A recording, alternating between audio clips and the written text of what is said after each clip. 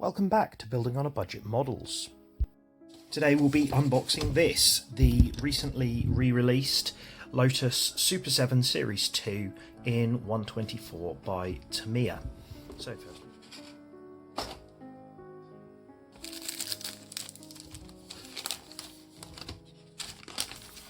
not much in here actually. When this was delivered today, I was surprised at how small and light the box was.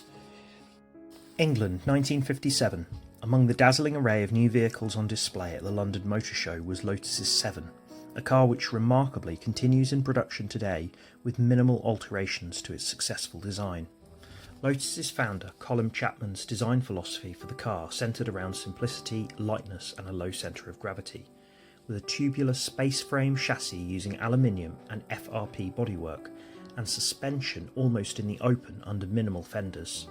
The driver position being so low to the ground gave the Seven a quintessential sports car feel, amplified by superb handling, highly responsive acceleration and truly stable cornering, while stripping the car down to almost a bare minimum of features proved a masterstroke as it fully engages those in the cockpit with the drive. Chapman was also keen the Seven should be within financial reach of all using pre-existing engine and suspension parts. It was released with great success as a kit car in Britain and would evolve over the years through to the Series 4 model. The Series 2 hit the market in 1960 with a redesigned frame, modified rear suspension setup and smaller 13-inch wheels, plus previously aluminium components such as the nose cowl and fenders crafted in FRP. Those with high-performance engines such as a Cosworth were dubbed the Super 7. Although its production as a Lotus car ended in 1973, Caterham took over the reins and still produce this little legend in the modern day as the Caterham 7, which maintains a passionate fan base across the globe. Inside, got there quite a long list of paints, I think because of different colours.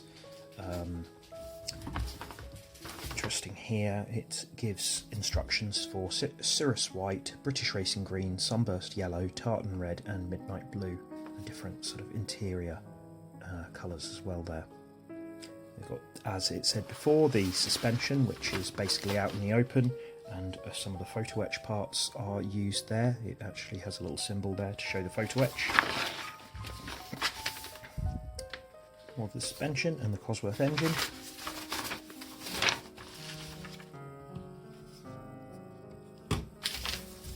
Parts of the engine, some other photo etch parts, interior parts, instrument dial,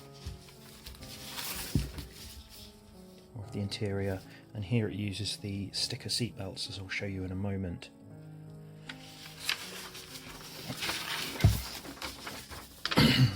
It's building up, more photo etch. There are 5 tyres on this, more photo etch here. I want you to bend something there.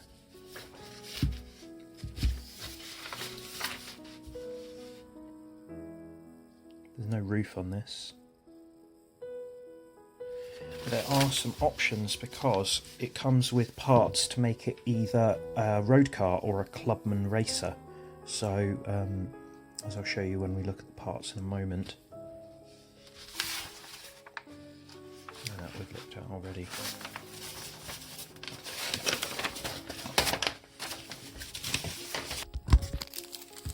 Clear screw.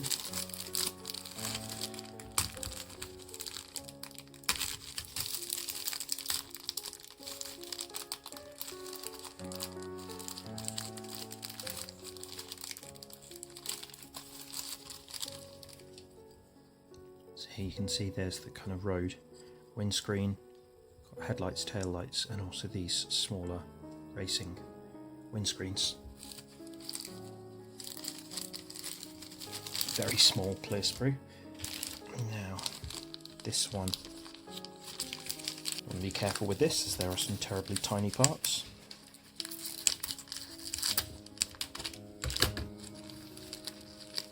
Right, now I'm not going to open this one. Oh no, actually, yeah, I still won't open it actually. So this is the chrome sprue, and you've got 2 headlight housings and 5 hubcaps. It comes with a spare tyre. And then these I'm definitely not going to open. These are the kind of photo etch parts of the engine, the air funnels for the engine. And then as I said before, we've got 5 tyres. No markings on these, but they do seem to be quite well moulded. Obviously you could always add markings to them. I might do that if I want to make it the racing version. Then we've got 2 sprues in here.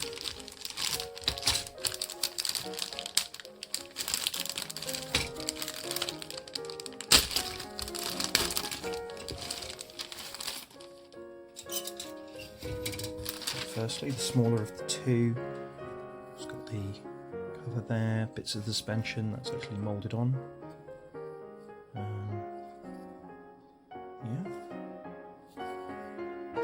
And then this one, which is the largest sprue, which has got the main body of the car. Fenders are attached. Wheels, steering wheel. And look, you can see here how the photo etch has been added, because these are now in photo etch. Very small windscreen wipers.